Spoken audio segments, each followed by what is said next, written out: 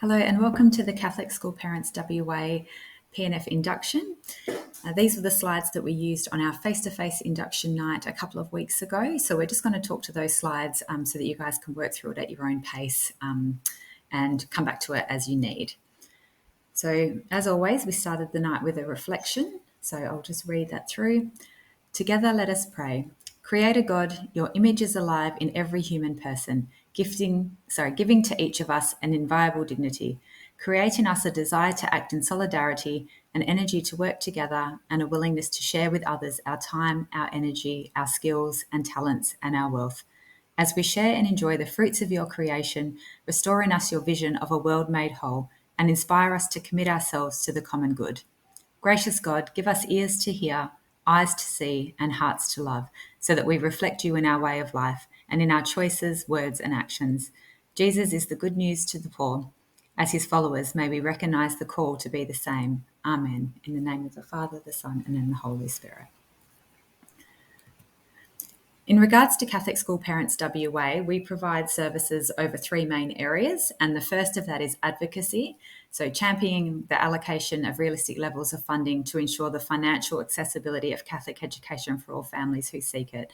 So especially as we come into an election period, we're really out there trying to ensure that we still get the same amount of funding from the state and federal governments so that our school fees don't have to go up to top that up.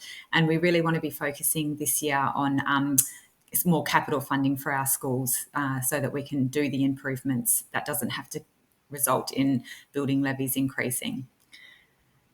The second part is representation, so ensuring that the independent voice of Catholic School Parents WA is heard in the conversations that matter. So our office sits on a number of committees within the state, through CEWA, whenever they're looking at fee increases or, for example, the terms of reference, someone from our organisation sits on that committee to represent parents to make sure that everything that's decided has that parent perspective on it. And we also sit on, we're linked in, with our national body, Catholic School Parents Australia. So we're also on committees at that state level with the federal government to ensure that as a whole, our voices are heard. The third part is support. So that's where myself as a liaison officer is able to provide support to P&Fs and parent groups, whether that's around governance of your P&F roles, which we'll talk about a bit tonight, how to attract more volunteers into the P&F, ideas about different events that you can hold. So we've got run sheets and things on different typical events that P&F hold that have some dot points and things to consider. So we can forward those out to you guys as well. So that is us, Catholic School Parents WA, and this is our new volunteer logo that we're going to be using. So when we develop volunteer resources, you'll see that logo on the top. So with the face-to-face induction in Perth, Dan Wood came along from CEWA. He's the school improvement team leader. So all of the schools that, in WA have access to a school improvement officer, and so Dan oversees that team. And so the main thing he was going to talk about, on the night was the importance of surveys and parents being able to give their input into surveys to make sure that we're always looking at improvement processes. So Dan explained that the perspective of parents continues to be sought throughout CEWA, and it's especially noted in the QCE framework. There's a bit more information about this on our online induction as well. This graphic's a bit difficult to see, but under the community area, number 3.2 is parents and caregivers, and it says, we partner with and support parents and caregivers as the first educators of their children. So one of the means that Dan had talked about as a way of having parent participation is through the QCE school review process, which is a cyclical process, so it doesn't happen year by year. And it's a two-part process where a panel comes in and talks to the leadership team, the staff. They spend a couple of days at the school talking to the School Advisory Council and the P&F committee as well, and also have a means of parents being able to complete surveys to report back about their thoughts and feelings. So it's a really good way, I guess, of parents being able to have their say on how they think the school is going and areas for improvement. The second way that Dan talked about is school climate surveys that come out as well. at different periods of time. So again, it's looking at how to improve the schools, how to look at things at a school level and then a system level and then a regulatory level as well. So all of that information from all of the stakeholders, including parents, gets collated and then may have an effect on those three levels. So if you do see a link come out to a school climate survey, we would really encourage you to fill it out, because schools aren't able to know how to improve if they don't know how parents are feeling about things. And I guess they need to know what they're doing well so they can continue doing those things. So at the moment, this survey is being updated, ready to go out from 2025. So Dan said there will be an opportunity for parents to be able to be involved in formulating those questions. So they'll most likely contact our office and we might put out an email asking if anyone wants to be involved, just so that the questions that are being asked are relevant for parents. I think that's all on that particular slide. Some of the feedback that comes back generally, Dan explained in terms of the surveys that CEWA puts out. So the strengths on that side, Catholic identity in practice, welcoming school, support from staff, dealing well with student behaviour, satisfaction with the children's progress, affirming diversity and good communication. And then on the flip side of that, some of the opportunities for improvement are avenues for communication, Catholic identity in action, knowledge and engagement in learning, and assessment and feedback. So there's some of the things that often come up about ways that schools could improve. Catholic School Parents WA, in partnership with our national body, Catholic School Parents Australia, did a whole nationwide survey in 2022. So I'm sure you would have remembered us emailing you guys about being able to complete that. So here was just some of the findings. So the first question's been cut off on the slide, but it was, do you feel that the educators or teachers at this school value you as a partner in your child's learning? So quite a high response of that was all or most of the time in the dark green there. Question 10, do you think this child feels valued and safe at school? So again, a really good positive response about all or most of the time, and then in the yellow, some of the time. And then that third question is, do you feel comfortable communicating with the school about this child's well-being? So again, at that time, maybe a bit more room for communication, but still overwhelmingly positive feedback. And then this one, question 29, in relation to the wellbeing and learning of this child, select from the list below those things that you would like to see more of. So quite a significant percentage said more contact between school staff and home about the student wellbeing, direct contact between school staff and home about student learning, and face-to-face parent-teacher interviews. So really a major theme that came out of that survey was just that parents valued student wellbeing as much as they did the academic outcomes for students. And I think coming out of COVID, there was such a focus on wellbeing. So yeah, I think, and a lot of our schools were able to put in more resources around school psychology and wellbeing as a result of some of these findings and what they were hearing from parents. So a really good outcome.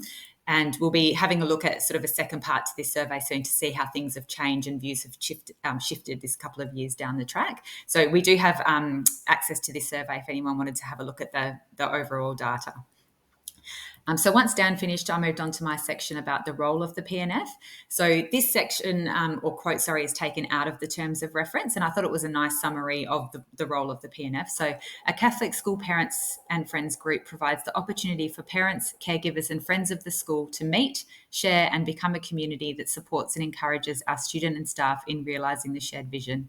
The P&F can add strength to their school through community engagement and fundraising initiatives, in addition to being positive advocates for a school. So as we've always talked about, there's that dual purpose of fundraising to be able to sort of prop up resources at school and give the best to the kids, but then also friend raising and creating that really strong community that everyone feels welcome. So within the terms of reference, so the QR code before takes you straight to the terms of reference.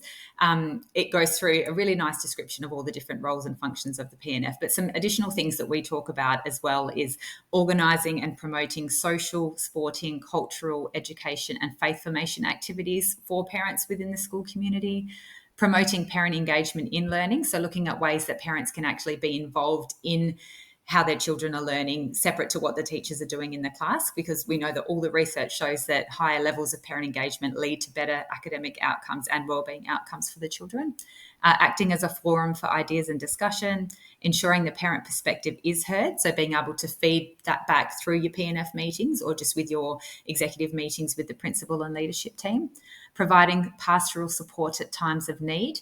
So if a family is going through something, the P&F may be able to provide a bit of additional support to that family or to the students. So that could be a whole school approach or a class by class approach. It looks different at every school. Fostering partnerships between parents, the school leadership team, the school advisory council, and the parish. So we talk a little bit later about the planning meeting. But yeah, there's just, it's about being a positive advocate for your school and positive towards all of the different groups that are involved at your school. And also supplementing school resources, which can be as a result of your fundraising efforts, maybe purchasing those things that are a little bit outside the school budget that will benefit the children. So why volunteer? So when you're involved in your child's schooling, you can have a positive impact on their well-being, their attitude towards school, and the school community as a whole. Other people will see the good work that you're doing and may like to join in. So some additional things that we often talk about is modeling positive behaviour for your children. So when they see that you're volunteering and giving your time, even when you're working and you're busy doing everything that you do, that's just something that your children will respect and maybe themselves think, I'm happy to help out in these kinds of things because I see mum and dad doing it. Gaining new skills and confidence, which is also good for the resume. So definitely some of your event management kind of skills you'll pick up along the way, marketing for all of your events, time management skills. You learn heaps of things being on the P&F. Fosters a sense of community. So we've sort of already talked about that, but definitely everyone does a little bit to be able to benefit the whole community, and just, really, really making people feel part of a really nice network. Sharing the load. So again, if everyone can do a little bit, it just means that no one person or 4 committee members are ending up running all the events as well as running the meetings. That was a theme that definitely came up a lot throughout the in-person induction. How do we get more people to become involved? And co-responsibility. So being able to provide supports to, that may not benefit your children at that exact moment in that exact year group, but it is providing supports to the whole school community, and previous P&Fs before you would have put things in place that benefit your children. So it's just looking at all playing a role in the bigger picture, I guess. So attracting volunteers, I did want to talk about this because we did have quite a few calls to the office throughout the year just about either attracting office bearers or attracting volunteers to help out at different events. So some of the things that we have on our fact sheet are creating a flyer or section in the newsletter with descriptions of the jobs that you need help for, including the lists of duties, the likely time commitment, and other pertinent information. And if you have a class rep system, it's really good to be able to email out these kind of blank rosters to class reps and ask them to pin them up in their classrooms or email them out to their classes just to see if you can fill those rosters. So I've found in my own school, if I just send out a blanket email saying we need volunteers for the disco, I might get 1 or 2. But if I do up a spreadsheet and I say we need volunteers for these 3 sessions starting between this time to this time, the different roles will be signing kids in, signing kids out, set up, pack up, working in the canteen. People can then say, okay, I'm there at that particular time. I'm happy to volunteer for this half an hour time slot. And I just find it works out a little bit easier. And people know when they're there, they're not going to be there for 5 hours. They're just there for the time that they've been allocated. And I find most people stay and linger and, stay on longer than they've said anyway.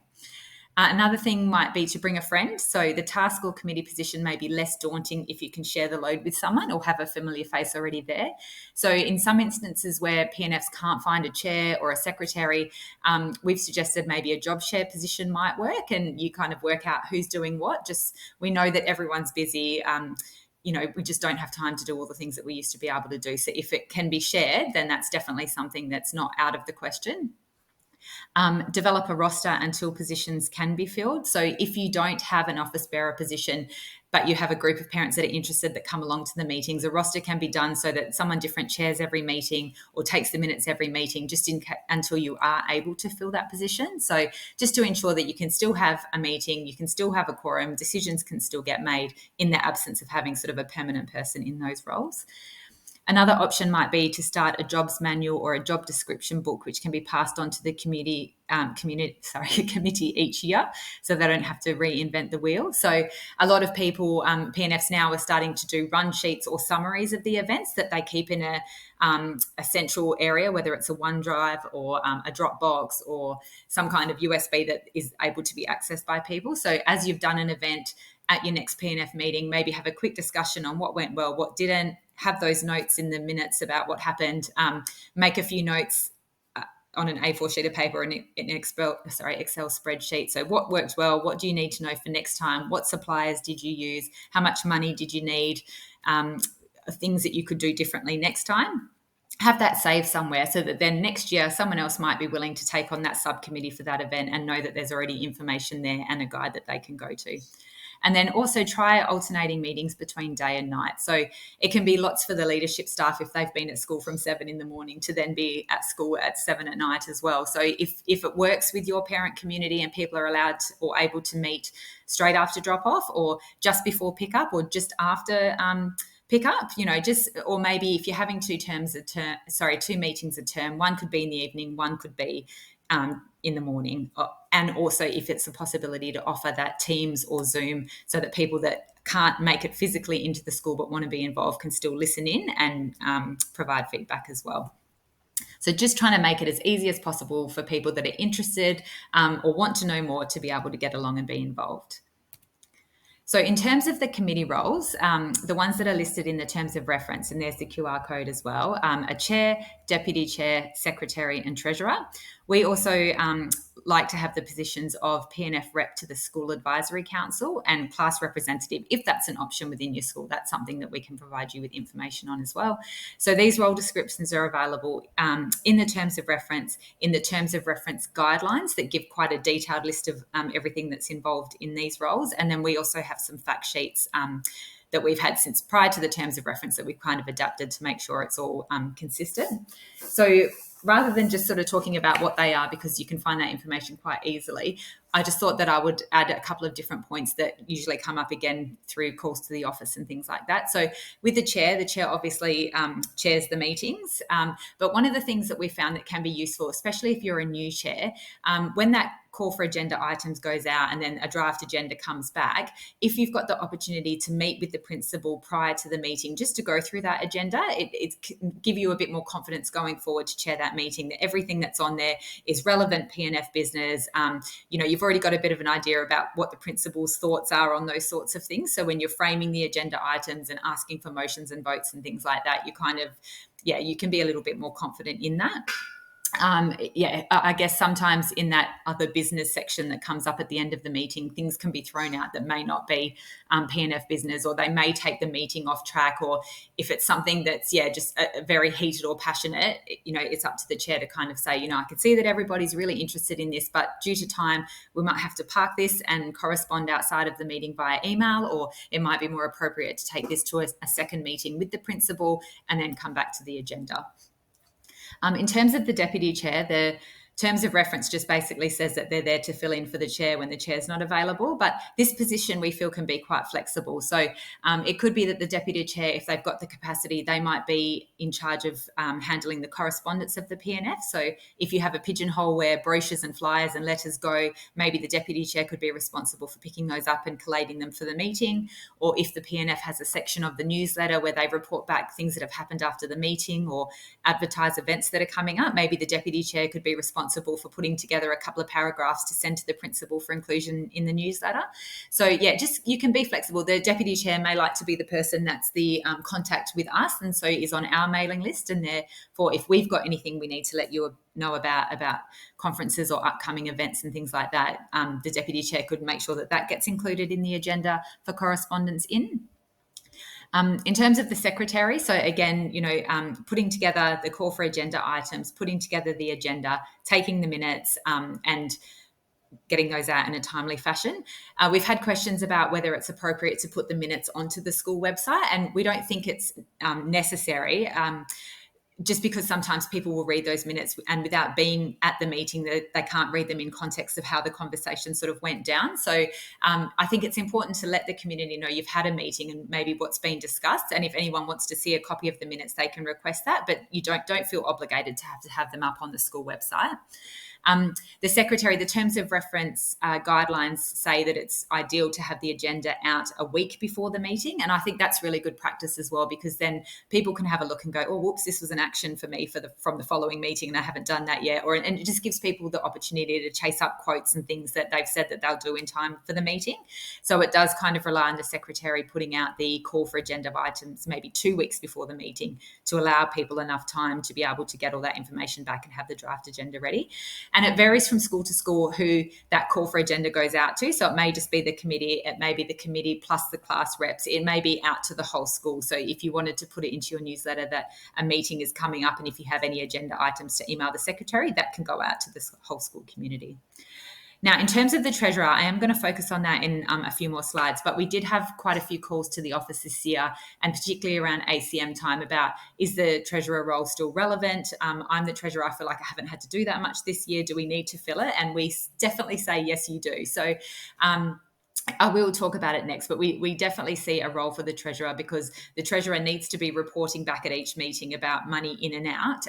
So they need to be aware of, if events are tracking on target, and just making sure that they've got copies of all of the invoices and reimbursements and everything that's been paid, because it makes it really difficult for them to come to a meeting if they can't actually see where the money has been going. So I'll get to that next. Just trying to think. So the next one was the P&F rep to the School Advisory Council. So this is a person that is elected by the P&F to sit on the School Advisory Council. So they will attend both a P&F meeting and a SAC meeting, and be able to report at the P&F meeting about things that are happening at a school advisory council level that isn't confidential, and then the same way go to a school advisory council meeting and be able to report back about what the P&F's up to. So we've got some information on the role description of that because it's not within the terms of reference. And then the last one, the class representative. So this is when a parent from each class nominates to be the representative for that class, and they gain all email addresses and phone numbers of the parents in that class, create an email list, and then after the P&F meetings, the P&F emails the class reps and says, these are the things that we'd like you to let your classes know about. So whether that's events coming up, call for volunteers, the teacher may also say to the class rep, well, this is something that's happening specific to our class. Can you please put a reminder out to the parents? Comes in handy when you've got a year 6 and you're planning graduation to have all those contact details, especially if the school doesn't run the graduation party, just the parents do. It's good to sort of have that list going. And I've found it really helpful at our school, because if we've got an event, that's how we get our most volunteers. Like, people don't want to come to P&F meetings, but they're more than happy to help in all the events. So it's been really useful for us. Okay, on to the Treasurer. So these are the roles of the Treasurer that we still think are very, very important, that are sort of listed between the Terms of Reference, the Terms of Reference guidelines, and the Financial Practices Guide. So the Treasurer must present a summary of receipts, income, and payments expenses at each P&F meeting. So the Treasurer would meet with the finance officer or bursar from the school and have a list of all those transactions that have gone in and out, and be able to understand those and be able to report about that at the meeting.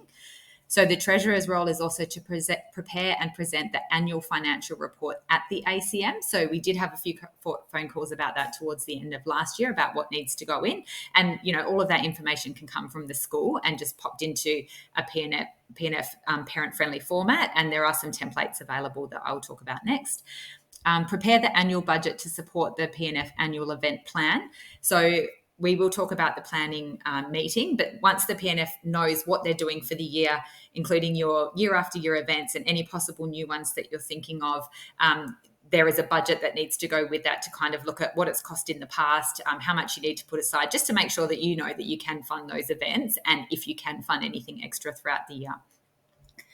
Collate P&F reimbursement forms, petty cash receipts, and supplier invoices, and ensure that they are correctly authorised before providing to the school finance staff for payment.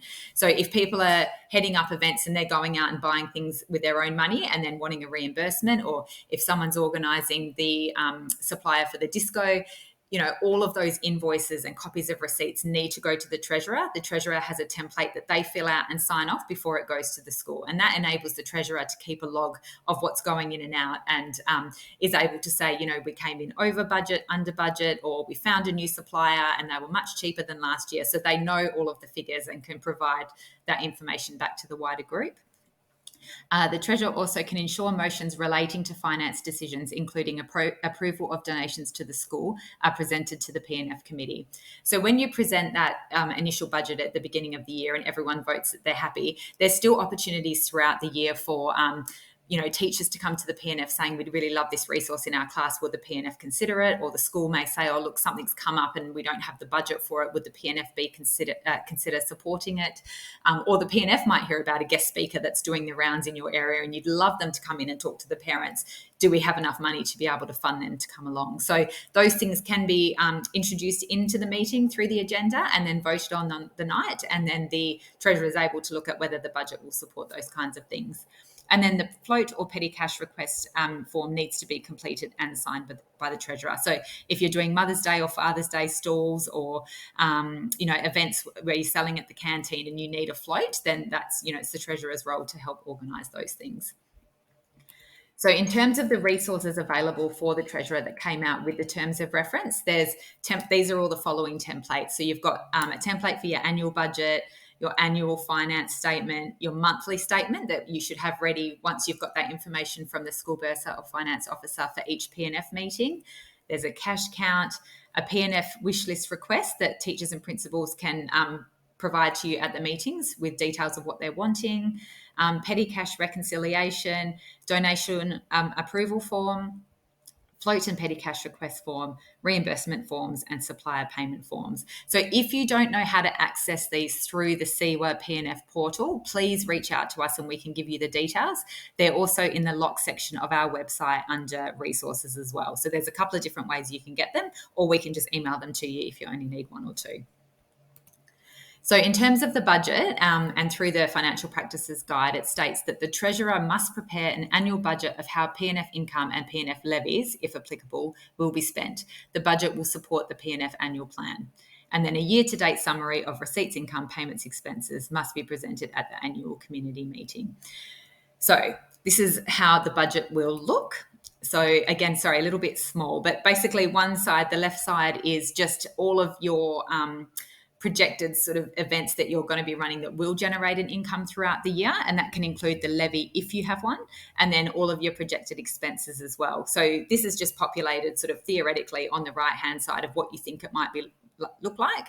So you've got your total expenses in, total expenses out, and any movement. So in some situations, quite a few P&Fs have carried over quite a lot of funds from the year before. So even if it's looking like your expenditure for the year is going to be more than your income, that is probably going to be okay if you've got a bit of a buffer of money there as well. So the terms of reference do say that they don't want you to carry over large amounts from year to year. The idea is that you just carry over enough to fund any invoices or events or projects that you need in the first term of the year before sort of your next lot of levy comes in, if that's what you've got. So if you get to the end of the year and you've done all of your events and you're still sitting with 10 or 20 or 30,000, you can actually just do a donation back to the school for them to use on things for the children if you just want to be able to get rid of that money. So there are a couple of different options there, but I think schools have been really good at getting their head around that, and also P&Fs and being able to do that. So, but if you have any questions around that, please call our office.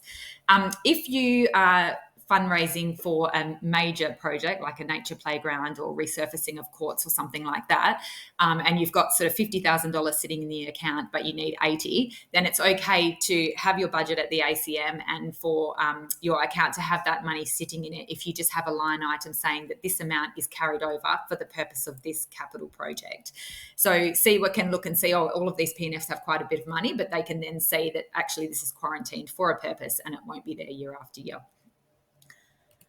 Okay, so the planning meeting, which I mentioned, so we had always recommended this, but then we were really happy to see that the terms of reference had actually included it in the document. And I've been to a few recently at a couple of the metro schools just as a first to sort of see how it goes and provide support. So as it states in the terms of reference, the P&F annual action plan and budget should be developed at the beginning of each year. The plan outlines the committee's goals for the year and how these will be achieved. The plan should be developed by the P&F committee in consultation with members, the principal, the school leadership, and the Catholic School Advisory Council as applicable. The plan must be presented to the P&F for endorsement. Following this, the plan must be endorsed by the principal and noted in the minutes of the P&F committee meeting. The plan is to be used as a guide for the planning and budgeting of activities throughout the year. If there are significant changes to the plan or the budget, it needs to be agreed at a P&F committee meeting and endorsed by the principal. So we do have some resources on how to organise a planning meeting. So who to invite, how often you should have them, who's responsible for what. So it's, we've got that on our website in the lock section, or we can email it to you as well. We did provide some of these resources on the night to the people that came in person. So I'm more than happy to send those across as attachments as well. But yeah, the idea, it doesn't have to be as part of a P&F meeting. It can be a separate meeting. So whether it's just a couple of members from the P&F, a couple of members from the School Advisory Council and the leadership team generally says, these are our goals for the year. These are all the things that may need funding to be able to achieve those. Does the P&F think that they may have a role in being able to contribute to any of these? What is the position of the School Advisory Council? What can they fund? And then I guess get a bit of an idea of where P&F funds may be needed, and then put those into a bit of a plan, and then present it at the P&F meeting for the rest of the P&F to be able to vote on and agree to. So, and it could be that in some cases the school's asking for something that the P&F doesn't feel it's appropriate for them to fund, but there may be other things that the P&F can put money towards that would relieve the school of having to pay for those things, which means the school can then use some of that money to fund the things that the P&F didn't support. So, we can talk you through all of that kind of thing, just to try to keep everyone happy and to ensure that those services or supports or resources can happen at the school. So that's around sort of the functioning of the P&F and some of the major things that P&Fs need to be looking at and doing to ensure sort of smooth meetings throughout the year. In terms of something else that we've got to be able to help you, we've got the Catholic School Parents Online Induction, which is available to our affiliated schools. So it's available through our website. If you go down the bottom to one of the tiles, there's a little link there. And then when you click on it, you'll get to this page. In the top right-hand corner is the login section. When you get to that, you have to, if you haven't used it before, you have to register. So once that's done, that's kind of done externally. So once you have registered, we then get an email to our email to say someone's tried to register. Can you please give them permission? And then we're able to give you guys permission. So because we work part-time, if you do that on a Friday afternoon, we may not be back in the office till Tuesday to be able to give you authorization. So apologies for that. And then you can work through. So there's 30 modules, I think, altogether, and you just log in, work through them as you need to. You can come back to it at any time, and then once you're finished, you get a little certificate at the end. So we've actually got a copy of the title of all of those online inductions, so we can give that to topics, so then you can see sort of what's included in there if you wanted to before you start. So some additional things that we can provide, and myself as the liaison officer, so school visits, team meetings and Zoom meetings. So some of you are based quite far from Perth. So if it's more of an urgent situation and we can't get out, plan a trip to get out there to see you face to face, we can definitely Zoom into your P&F meetings or team meetings. And that could be as simple as just us providing you information with what we actually do, so that if you need us throughout the year, you know what we can assist you with. Or if it's around having a first P&F meeting and you just want another pair of eyes there to give feedback or to provide support to keep the meeting on track, or if it's a meeting where you're approving the financial budget for the year and you just want someone extra there to kind of mediate between the school and the P&F or anything like that, we can definitely tune into those sorts of things. Or again, if you've got brand new members and they just want to have a chat with someone about what the role is and how to get support, I'm happy to do that as well. We've got downloadable resources for parents that are new to the school. So we have a Welcome to Our Catholic School Community brochure and Parents as Partners, which kind of sits alongside the Code of Conduct, but it's for parents, written by parents. So it's a really nice introduction to what the expectations are of parents in the school. And we think it might be a nice idea to give those out if you've got kindy orientation sessions, or, if you have class reps and new students coming into the school and the class rep reaches out to them to welcome them. They could be a couple of brochures maybe that you give to the families. And I guess also knowing that quite a high percentage of families that enroll these days aren't from a Catholic background. So it's just a bit of information to them about what to expect in the Catholic school, sacraments, feast days, things like that. So they're lovely little resources. as I mentioned, we have flyers on, the benefits of volunteering, how to attract office bearers, why it's good to join your P&F. So they're all within our website, and they might be nice sometimes to just put in your school newsletter as a bit of a reminder. Or if you've got a school open day, they're nice brochures to have out to try to get people thinking about giving back and being involved. We can help with support with agendas and checklists for planning meetings, ACM handovers. So we've got template agendas, we've got template nomination forms for committee positions, we've got little how-to guides for ACM, everything that you need to think about, little checklists for handing over if you're thinking about moving on and just want to make sure that you know exactly what you should be handing over, especially when you've got a committee that's been on for years and then their child's all leaving the school. It might be a whole brand new committee. So just making sure that all of the documents and cheat sheets and guides that they've been using are kept somewhere so that the incoming committee is able to access those. We can auspice grants for affiliated schools. So now with the move to the terms of reference and being a subcommittee of the school, there are some P&Fs that may have been incorporated in the past and are now no longer incorporated. So we, as CSPWA, are incorporated. And if you're affiliated with us, you're a member of our organisation. So if there are grants out there in your community that require an incorporated association to apply for them, we can support you with that. So we would actually sign off as someone who's auspicing it for you. The money would hit our account. We would then forward it to you guys to your account, and then use it as per the grant, acquit it, and then we can submit that paperwork for the acquittal. So reach out to us if that's something that you'd like some more information on. As I mentioned in the beginning, advocacy and representation of the parent perspective at state and federal level through various working parties and reference groups. So there may be times, recently we had an email from a politician about therapy services in schools and just, the lack of, and there not being enough places. So they sought our feedback from our parents' perspective about that and wait lists. So we put a call out, did anyone have anything that they'd like to say or share personal experiences? So when things like that happen, and quite often it's a time frame to get feedback back to them, we will put out an email saying, if anyone can comment on this or, wants to provide some feedback, please let us know. And then we collate it as an organisation and forward it on your behalf. And we also provide events to have networking opportunities within schools as well. So I'm sure a lot of you would be aware of our Awards of Excellence. So we're going to be launching that again soon because it will be a bit earlier this year. So that's when you can nominate a parent, a principal, a parent group, a parish, or someone else within your school community for awesome work that they're doing within your school.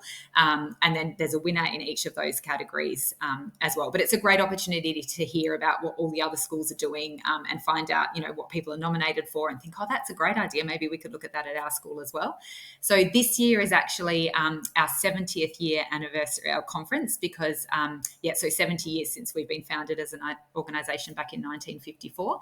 So we have been able to secure Lottery West funding to be able to bring families from, I shouldn't say families, just the parents from regional and remote areas to Perth for that conference. So that covers travel expenses and also accommodation. So the conference is going to be at Ursula Frayne Catholic College in Vic Park, and the accommodation will be at a loft in Rivervale, and the awards dinner and Awards of Excellence and dinner the night before the conference will be at the Aloft rooftop ballroom. So it's going to be really lovely. So we will start getting correspondence out quickly. We're just sort of locking in speakers and things like that. But the date for the dinner is Friday, the 7th of June, and the date for the conference is Saturday, the 8th of June this year.